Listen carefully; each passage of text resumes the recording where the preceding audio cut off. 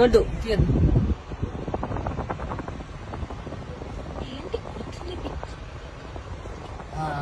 Police control room number ఎంత? ఇక్కడే ఉంది. ఏది? ఇటువైపు ఆపోజిట్ లోనే ఉంది. ఇది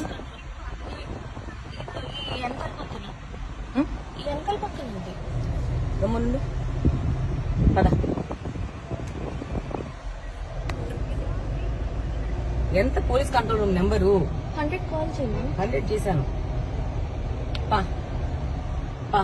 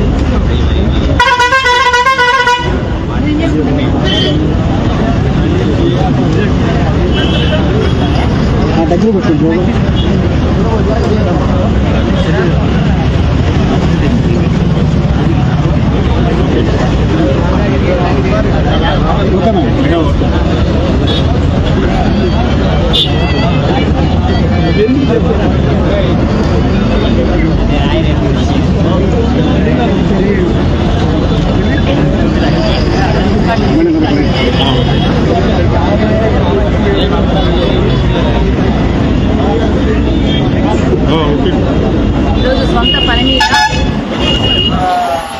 నేను గన్నవరంలో వస్తూ ఉంటే నాకు ఈ సిద్ధం పోస్టర్ కనపడింది. ఇది నేను అక్కడ కార్ నిలిపి సిద్ధం పోస్టర్ ఫోటో తీసుకొని సివిజిల్ యాప్లో వేద్దామని చెప్పేసి ఫోటో తీసుకుంటుంటే అది దాని పక్కన వంశీ గారి ఆఫీస్ ఉందంట.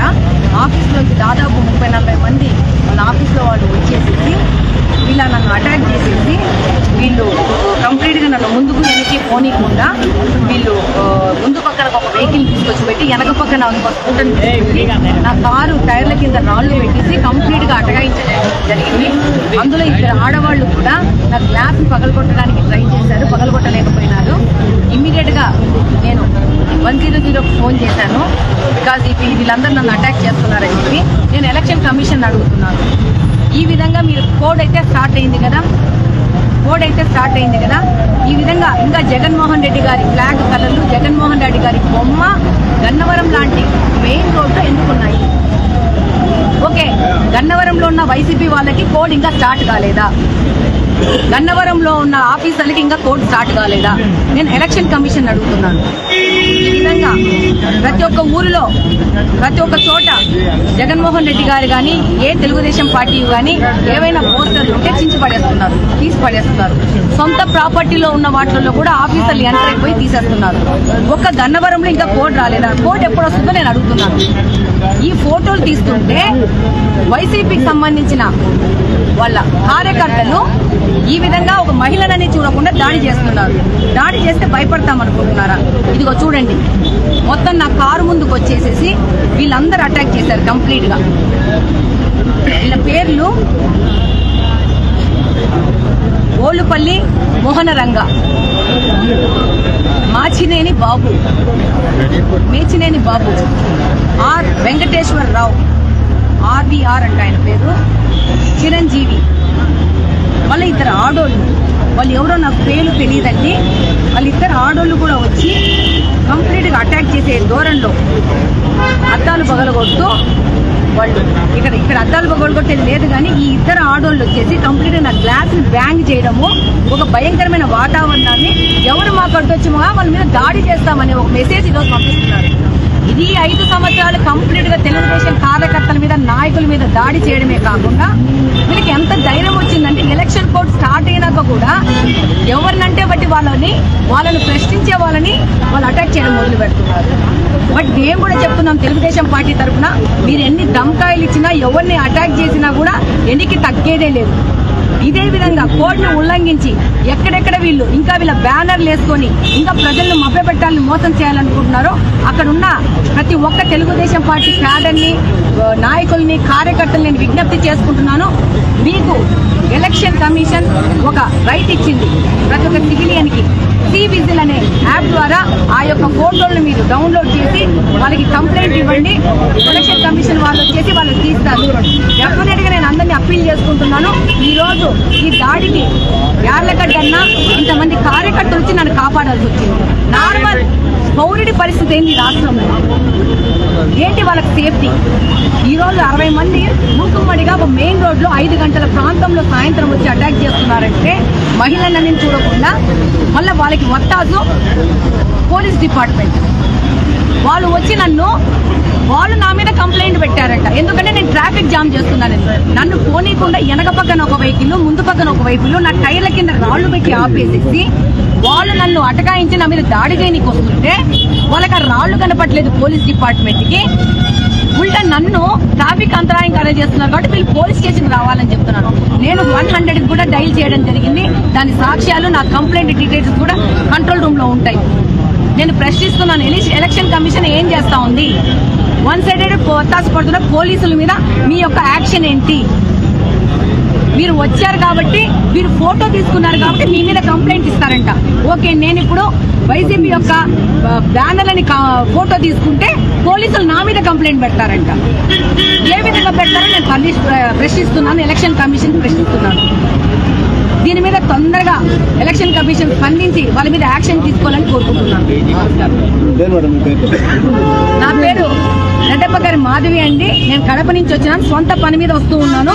నాకు కనపడింది ఒక సిటిజన్, రెస్పాన్సిబుల్ సిటిజన్ కింద నేను ఆ ఫోటో తీసి సి విజిల్ యాప్ లో వేయడానికి ట్రై చేయడానికి వల్ల ఈ యొక్క వైసీపీకి సంబంధించిన గూండాలు ఈ విధంగా ఆడోళ్ళని చూడకుండా అటాక్ చేయడం మొదలు పెట్టారు. రాష్ట్రం అంతా ఇదే పరిస్థితి ఉంది. దీన్ని ఒక పౌరుడిగా నేనైతే మాత్రం అంగీకరించట్లేదు. రాష్ట్రంలోని ప్రతి ఒక్క పౌరులకి విజ్ఞప్తి చేసుకుంటున్నాను. ఎక్కడే కానీ ఈ దాడిని మనం అంగీకరించినామంటే ప్రతి ఒక్కరు వచ్చి మన ఇళ్లకు దొరి మన అటాక్ పరిస్థితి రాష్ట్రంలో.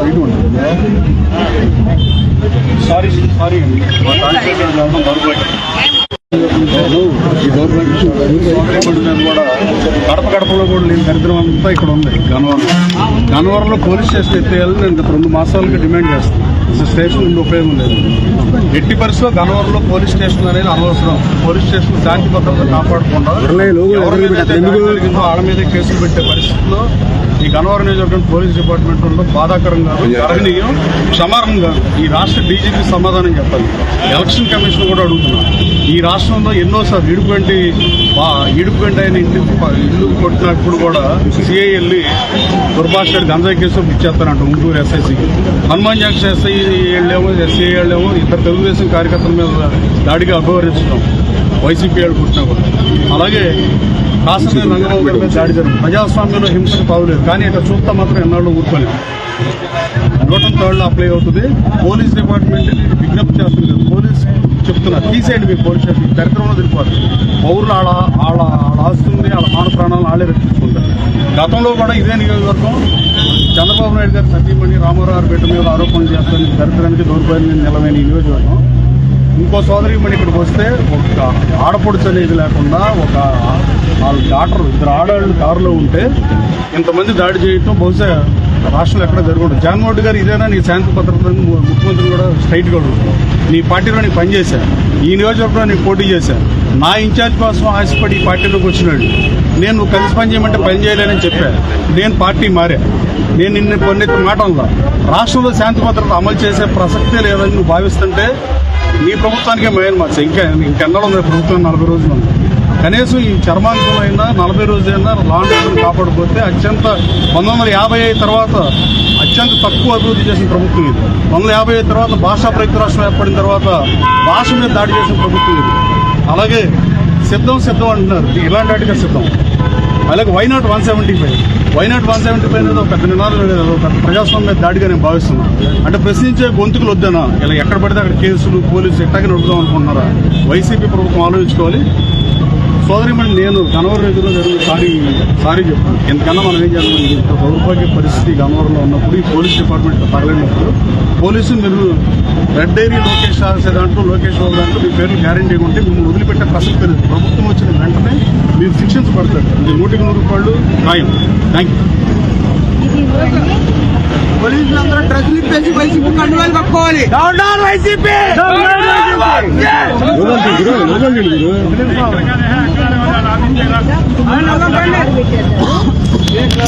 బండి పెట్టారు వెనక పక్కన మళ్ళా వెనక పక్కన చూడండి, వెనక పక్కన కూడా బండి పెట్టేసి ఆపేశారు. నేను మీకు ఎవరి నెంబర్కి ఫోన్ పెట్టేయమంటే చెప్పండి, ఆ నెంబర్కి కాల్ పెట్టండి. యాడ్ చేయండి.